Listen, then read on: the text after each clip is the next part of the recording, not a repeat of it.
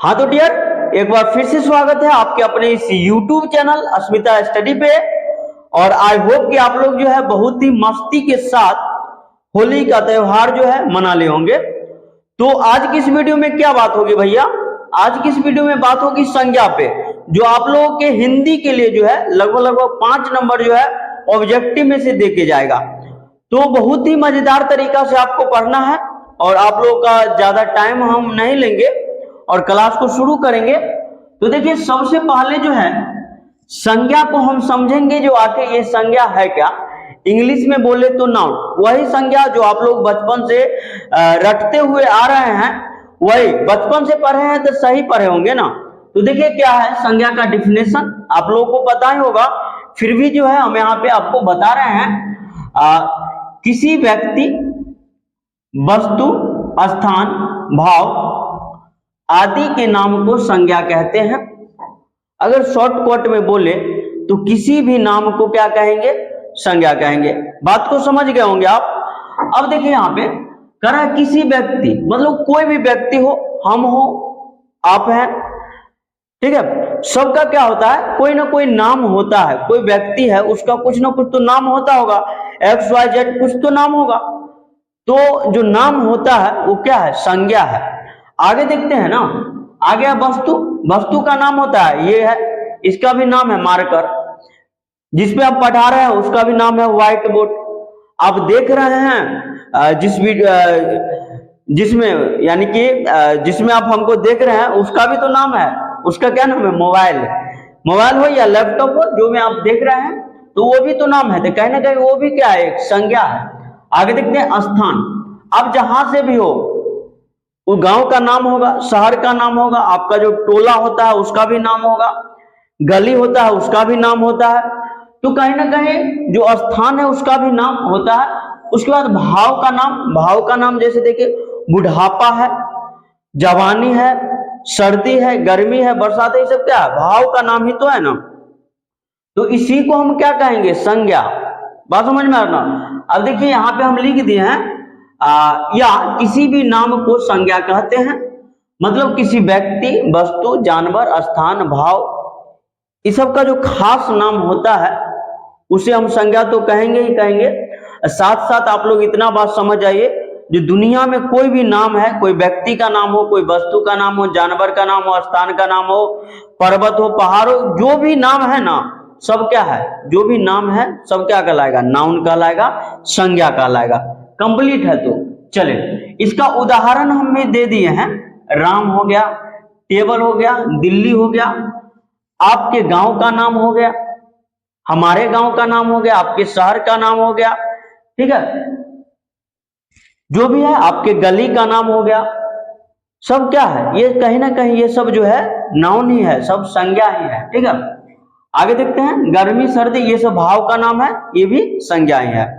चले आगे थोड़ा समझने का प्रयास करते हैं, जो संज्ञा आखिर होता कै प्रकार का है, यानी कि संज्ञा के भेद जो है कितने होते हैं। तो आप लोगों को जानकारी होगी इस बात की, जो संज्ञा जो है 5 प्रकार के होता है, ठीक है। व्यक्तिवाचक संज्ञा, जातिवाचक संज्ञा, भाववाचक संज्ञा, समूहवाचक संज्ञा। ओ सॉरी, यहाँ पे लगता है कुछ गलती हो गया। व्यक्तिवाचक संज्ञा, जातिवाचक संज्ञा, भाववाचक संज्ञा, समूहवाचक संज्ञा। यहाँ पे हम लिखेंगे द्रव्यवाचक संज्ञा। क्या लिखेंगे? द्रव्यवाचक संज्ञा, ठीक है। थोड़ा मिस्टेक हो गया होगा लिखने में।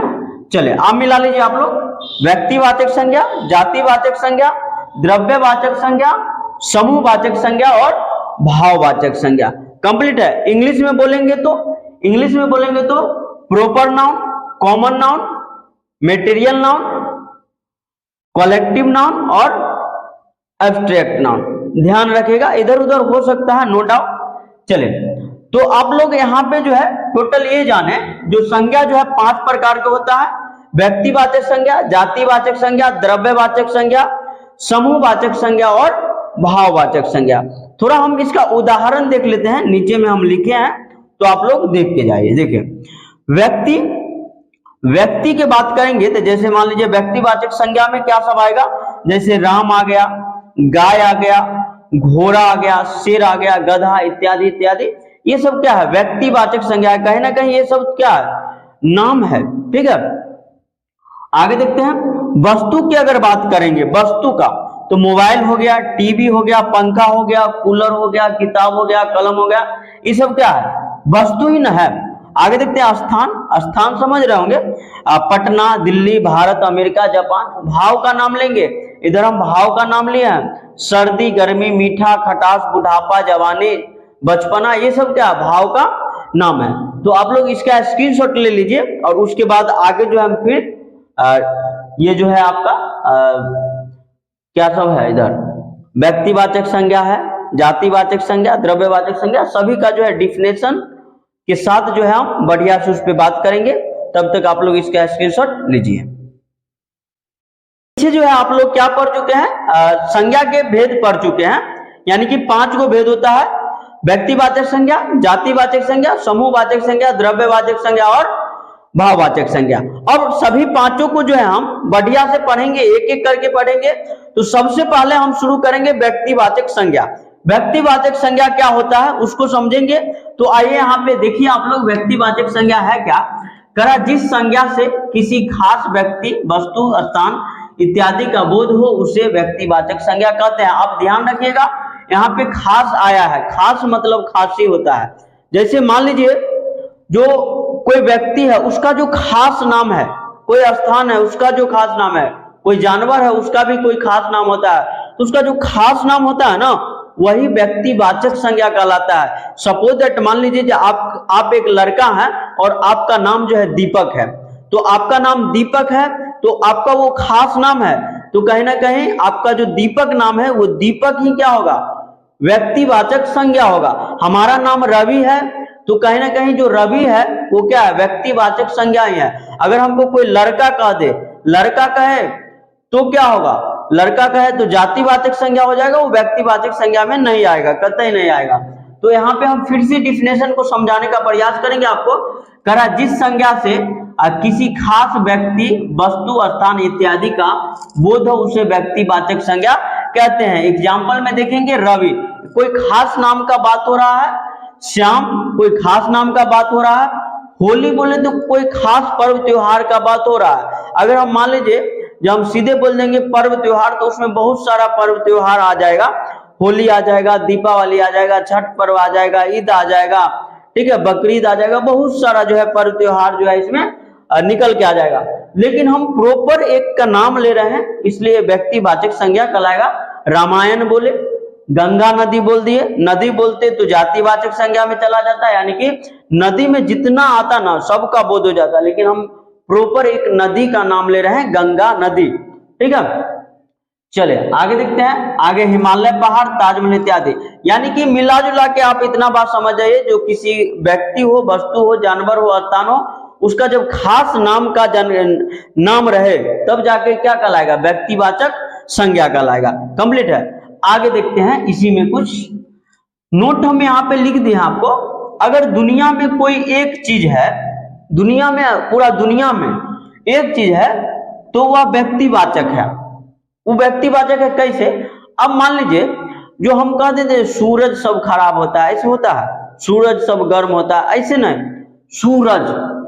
सूरज पूरा ब्रह्मांड में एक ही ना है, तो ये भी प्रॉपर नाउन, इसमें दूसर का तो बातें ना आएगा, तो जो एक खास इंडिकेट हो रहा है अपने आप। उसके बाद कह रहा है चांद, पृथ्वी हो गया, भारत हो गया, हिमालय हो गया, गंगा हो गया, गीता हो गया, कुरान हो गया, इत्यादि इत्यादि। ये सब क्या है?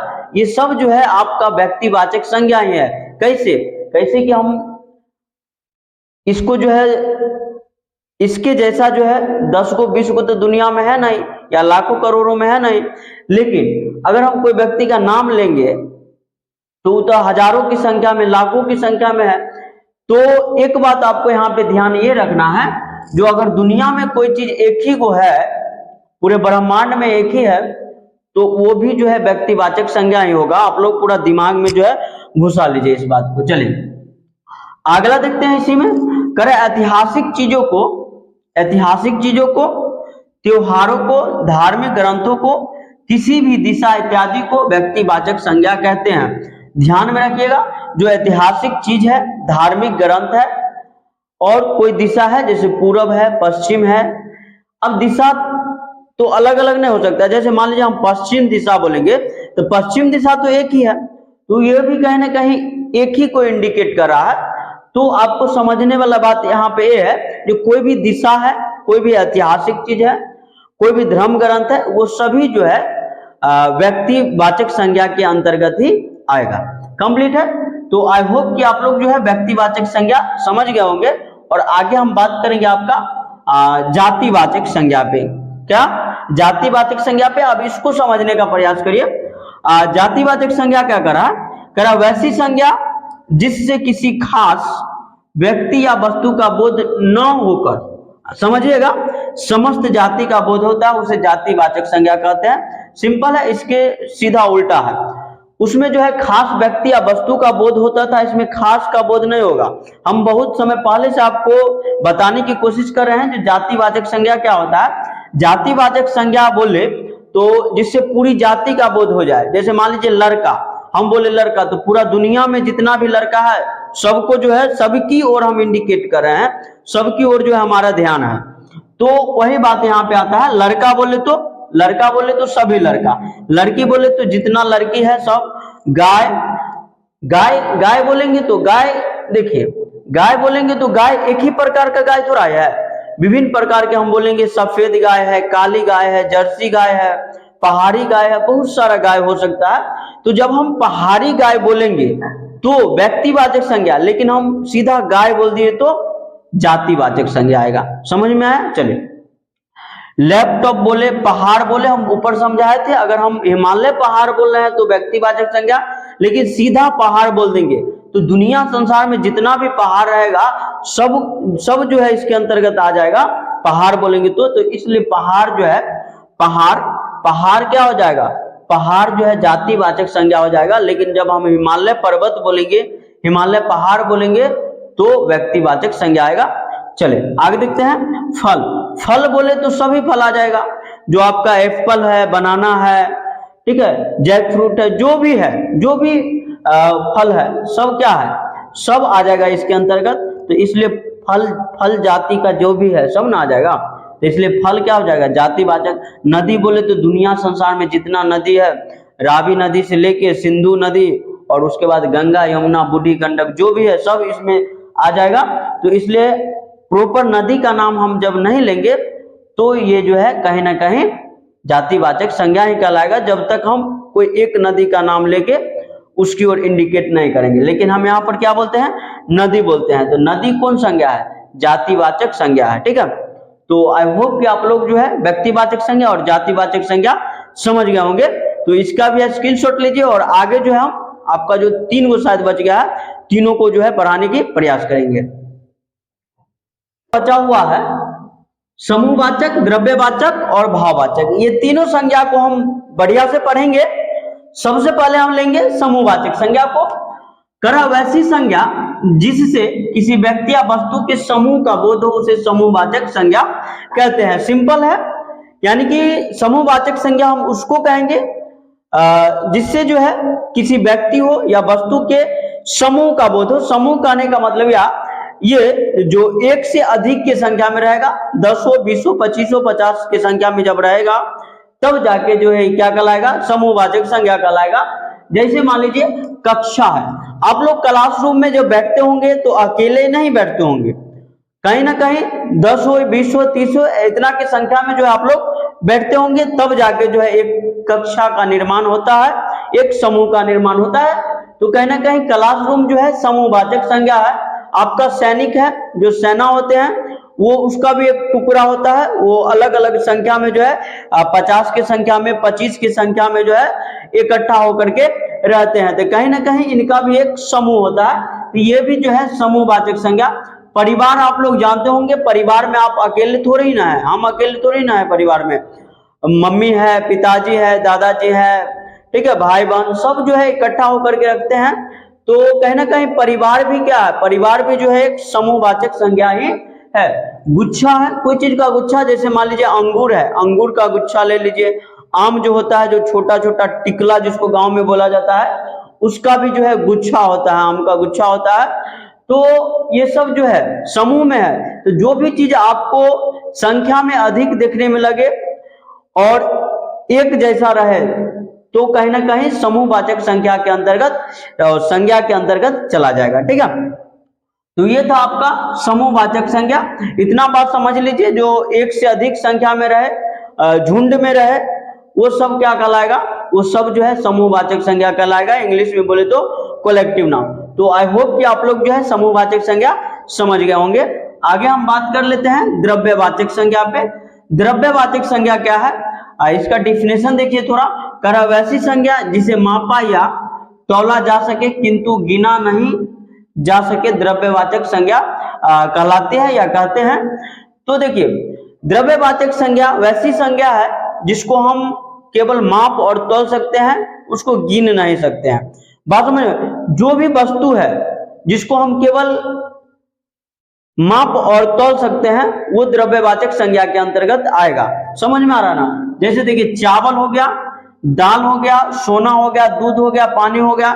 इस सब में से कोई ऐसा बात बताइए, कोई ऐसी वस्तु के नाम बताइए जिसको हम केवल गिन सकते हैं। कोई गिना सकता है नहीं ना। तो ये सब द्रव्यवाचक संख्या के अंतर्गत चला जाएगा। इंग्लिश में बोले तो मेटेरियल नाउन के अंतर्गत चला जाएगा ये सब। चले आगे देख लेते हैं। भाववाचक संज्ञा आपका अंतिम है। कह भाववाचक संज्ञा वैसी संज्ञा जिसे हम देख या छू नहीं सकते हैं। ठीक है, जिसे हम क्या कर सकते हैं, देख या छू नहीं सकते हैं, केवल महसूस कर सकते हैं, भाववाचक संज्ञा कहलाता है। बात को समझिएगा, भाववाचक संज्ञा वैसी संज्ञा है जिसको हम देख नहीं सकते हैं, छू नहीं सकते हैं, केवल और केवल महसूस कर सकते हैं, वही भाववाचक संज्ञा है। कहने का मतलब ये, जो अच्छाई को हम देख सकते हैं, हम कितना अच्छा है वो आप देख सकते हैं, नहीं देख सकते हैं, केवल महसूस कर सकते हैं। जो हाँ भैया पढ़ा रहे हैं तो बढ़िया काम कर रहे हैं तो भैया अच्छे होंगे। ठीक है, तो आप केवल महसूस कर सकते हैं। जो मिठास होता है उसको आप क्या है, महसूस कर सकते हैं, उसको ये जो है मीठा है। बात समझ में आ रहा ना। तो केवल महसूस कर सकते हैं। बुढ़ापा है तो बुढ़ापा को हम केवल महसूस कर सकते हैं। बचपना है महसूस कर सकते हैं। जवानी है महसूस कर सकते हैं। अच्छाई है, बुराई है, ईमानदारी है, ये सब कहीं ना कहीं हम क्या है, महसूस कर सकते हैं। तो ये सभी के सभी जो है भाववाचक संज्ञा के अंतर्गत चला जाएगा। तो इसी के साथ जो है हम वीडियो को समाप्त करेंगे। और आई होप कि आपको ये वीडियो जो है बहुत बढ़िया लगा होगा। तो अपने भाई के चैनल को सब्सक्राइब करिए। अब फिर मिलते हैं एक नए वीडियो के साथ। Thank you.